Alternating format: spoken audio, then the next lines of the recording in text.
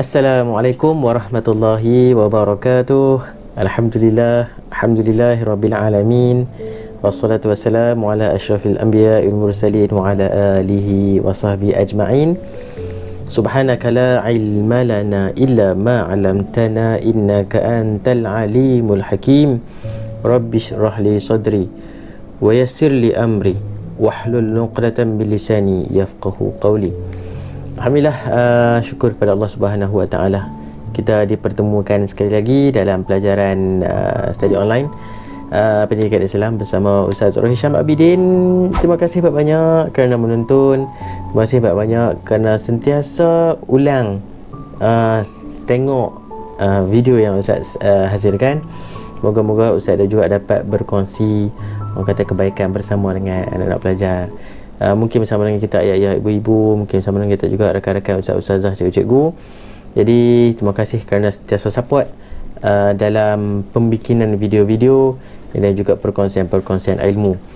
Jadi pada kali ini alhamdulillah kita dah hampir sampai ke penghujung pelajaran untuk tingkatan 5 kita, abang kakak-kakak yang sama dengan kita. Nak habis tajuk dah, tapi ni tak bagi. Ni tak bagi tajuk 20 kan, ada satu lagi kan. Dan begitu kita boleh teruskanlah Okey, jom kita teruskan pelajaran pada kali ini, pelajaran 20, alam sekitar penenang minda. Jadi yang kita nak belajar pada hari ini tajuk dia rasa macam tak heavy sangat lah. Yang tajuk yang macam sonok-sonok kan. Namun begitu ia sangat, orang kata, penting untuk kita tahu dan juga sebenarnya untuk amalan di hidup kita juga. Okey, seterusnya, jom kita teruskan dengan yang pertama. Seperti biasa, duduk kita dalam keadaan tertib dan tenang. Duduk kita dalam keadaan yang paling senang untuk memperoleh ilmu dan juga cakap pun dah sasul dah ni. Baca Fatihah dan juga kita selawat kepada Nabi SAW. Al-Fatihah. Bismillahirrahmanirrahim. Alhamdulillahirabbil alamin. Ar-Rahmanir-Rahim. Maliki yaumiddin. Iyyaka na'budu wa iyyaka nasta'in. Ihdinas siratal mustaqim. Siratal ladzina an'amta 'alaihim ghairil maghdubi 'alaihim waladdallin. Allahumma salli ala Muhammad wa ala alihi wa sahbihi wa barik wa sallim. Allahumma salli ala Muhammad wa ala alihi wa sahbihi wa barik wa sallim. Allahumma salli ala Muhammad wa ala alihi wa sahbihi wa barik wa sallim. Okey, jom kita teruskan dengan doa pendengar hati. Bismillahirrahmanirrahim. Allahumma ftah alaina hikmataka wa anshur alaina min khazaini rahmatika ya arhamar rahimin. Alhamdulillahirabbil alamin. Perhatian kita siap berada di hadapan para pelajar sekalian dan kita pastikan hati kita sentiasa ikhlas untuk belajar. Fokus pada pelajaran pada kali ini bidang akhlak Islamiah. Buku teks ujung-ujung dah. Ujung-ujung dah. Muka surat 199 hingga 202. Pelajaran berapa? 20. Tajuk alam sekitar penenang minda. Jadi kita nak dapatkan tenangnya minda kita juga melalui alam sekitar. Jadi kita nak dapatkan minda yang tenang melalui alam sekitar ni macam mana? Jom kita mengaji dalil tuntutan adab menjaga alam sekitar. Anak-anak yang dikasihi sekalian,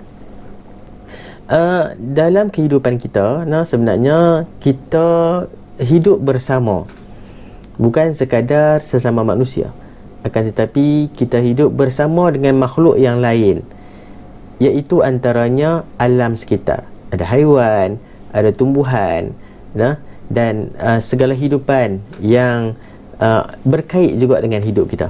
Jadi kita disuruh dan juga dituntut, diwajibkan untuk menjaga adab, terutamanya yang kita nak belajar pada hari ini, iaitu terhadap alam sekitar. Kalau kita sebut contoh, banyak perlakuan yang menyebabkan alam sekitar kita rosak, alam sekitar kita binasa, alam sekitar kita tercemar. Bila sebut alam sekitar kan, dek kerana tangan-tangan yang rakus, tangan-tangan yang merosakkan.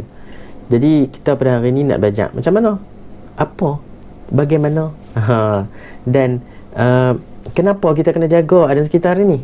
Jom kita tengok dulu dalil kita wajib beradab dengan alam sekitar. Firman Allah Subhanahu Wa Taala dalam surah Al-Hajj ayat 64. Allah sebut, Allah berfirman dalam surah Al-Hajj ayat 64, A'udzubillahi minasyaitanirrajim. lahu ma fis samawati wa ma fil ard wa inna Allaha lahuwal ghaniyyul hamid. Sadaqallahul azim. Segala yang ada di langit dan di bumi ialah kepunyaannya. Kepunyaan siapa? Allah Subhanahu wa ta'ala. Dan sesungguhnya Allah, dialah yang maha kaya lagi maha terpuji. Apa jua yang ada, wal hadiri kita sekalipun adalah milik Allah. Maka adakah patut kita nak merosakkan apa yang bukan milik kita? Itu ayat dia. Kita nak merosakkan hutan, kita nak merosakkan tumbuhan, kita nak mencemarkan sungai dan sebagainya. Adakah kita layak untuk melakukan sedemikian? Padahal itu bukan hak kita. Macam kita merosakkan harta benda orang lah, kan? Orang marah lah bila kita buat rosak benda orang. Ini kan pula harta ataupun segala apa yang bukan milik kita, bahkan ini itulah milik Allah Subhanahu Wa Taala. Alright, okay, seterusnya Allah lagi berfirman dalam surah Al-Baqarah ayat 11 dan 12. Allah sebut, A'udzubillahi minasyaitonirrajim. Wa iza qila lahum la tufsidu fil ardi qalu innama nahnu muslihun ala innahum humul mufsiduna walakin la yash'urun. Sadaqallahul azim. Dan apabila dikatakan kepada mereka, janganlah membuat bencana dan kerosakan di muka bumi, mereka kata apa? Mereka kata, sesungguhnya kami yang hanya membuat kebajikan. Ketahuilah bahawa sesungguhnya mereka itulah yang orang yang sebenar-benarnya membuat bencana dan kerosakan, tetapi mereka tidak menyedarinya. Allah sebut orang ni tak sedar ke diri. Depa kata depa ni yang buat baik, padahal depa lah yang merosakkan harta-harta, membuat bencana, menghancurkan alam-alam, alam sekitar. Mereka kata buat baik, kami buat kebaikan, kami buat contoh lah, kami buat perumahan, contoh saya kata contoh kan, kami buat perumahan, kami tebanglah pokok-pokok ni nak mengclearkan. Tapi sebenarnya mereka lah yang membuat kerosakan. Buat rumah tak ada masalah, tapi duk pi buang toksik dalam sungai, duk pi merosakkan hidupan, menghalau hidupan liar dan sebagainya. Maka mereka sedang sebenarnya membuat bencana dan juga kerosakan, tapi mereka tak sedar. Ni Allah sendiri sebut dalam Quran. Jadi janganlah kita golongkan diri kita daripada orang-orang yang membuat kerosakan, membuat bencana kepada alam sekitar. Spektrum ilmu alam sekitar ialah segala benda hidup dan bukan hidup yang terdapat di sekeliling manusia. Ini maksud alam sekitar. Kereta hidup tak? Hidup lah bila buka enjin kan, bukan maksudnya ni benda hidup, benda bernyawa ni kan. Kereta kan, bangunan-bangunan, rumah dan sebagainya, itu juga termasuk dalam alam sekitar. Ini kan pula benda-benda hidup, haiwan, tumbuhan, yang ada di sekeliling kita ni semuanya disebut sebagai alam sekitar. Jadi janganlah kita merosakkan, membuat bencana macam itulah ayatnya. Okey, seterusnya Hari Alam Sekitar Malaysia. Hari Alam Sekitar ni info, orang kata maklumat tambahan. Hari Alam Sekitar Malaysia disambut pada bila? 21 hingga 27 Oktober setiap tahun selama seminggu, bagi meningkatkan kesedaran tentang kepentingan menjaga alam sekitar. 21 hingga 27 Oktober setiap tahun. Jadi nanti bila sampai Oktober ni, bolehlah kita bersedia untuk 21 bulan hingga 27 bulan kita akan sambut Hari Alam Sekitar Malaysia. Okey, ini kita nak belajar macam mana adab menjaga alam sekitar. Nombor 1, sentiasa kita mengekalkan ekosistem kehidupan flora dan fauna agar tidak terancam dan pupus.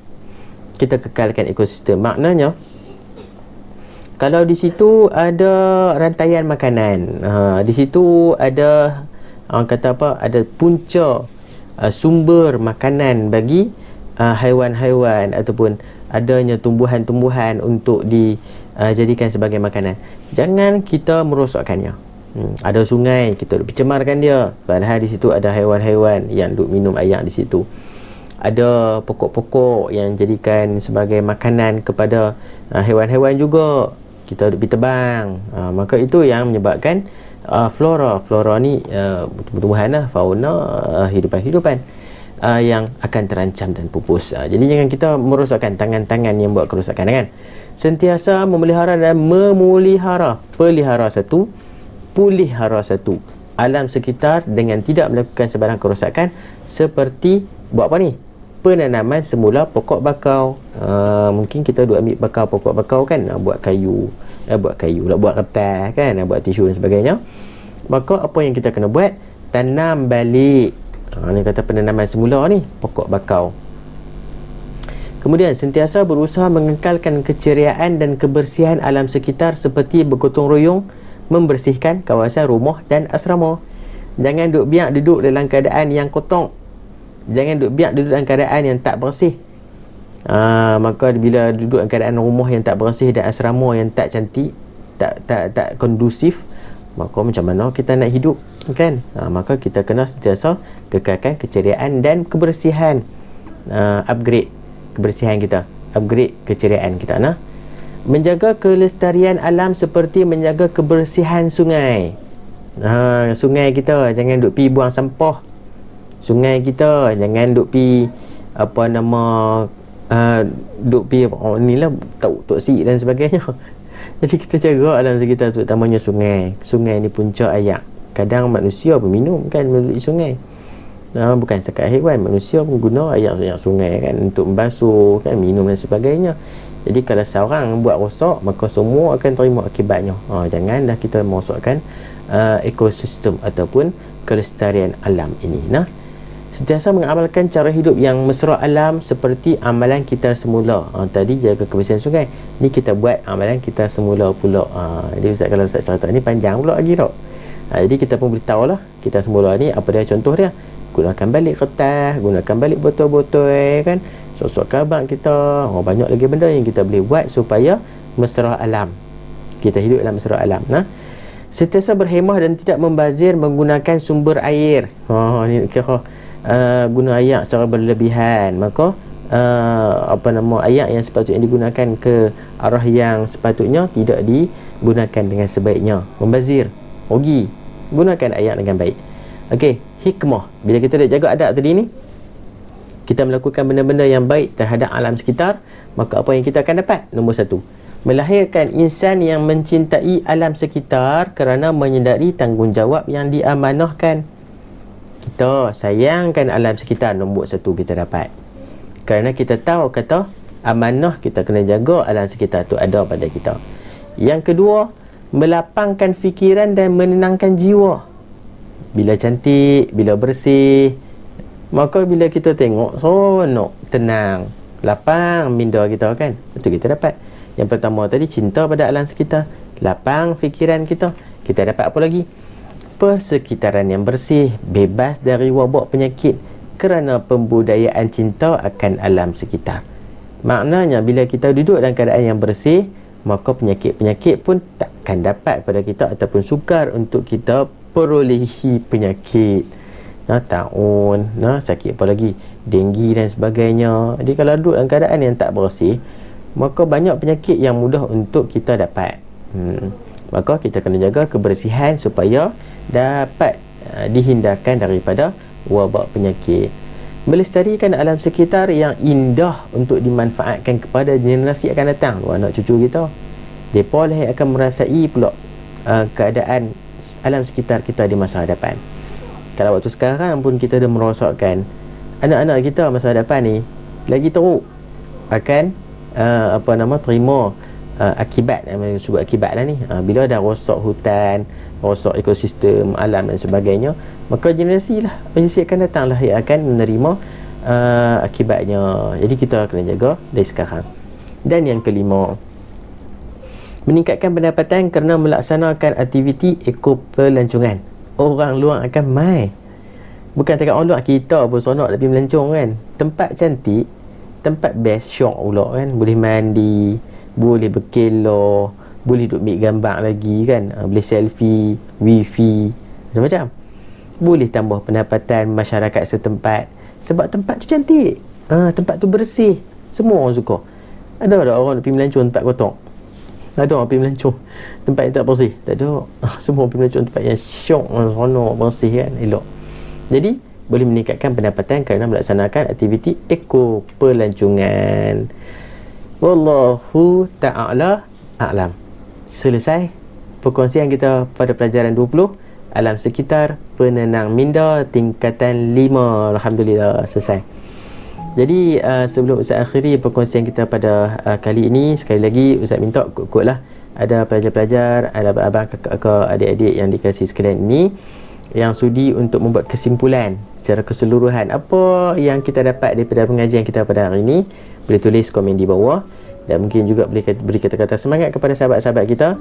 Moga-moga kita dapat istiqamah dalam menjaga alam sekitar supaya dapat menenangkan minda kita. Wallahu ta'ala alam. Minta ampun kekurangan kesilapan dalam perkongsian pada kali ini. Kita jumpa lagi dalam perkongsian seterusnya. Jumpa lagi. Bye bye. Assalamualaikum warahmatullahi wabarakatuh.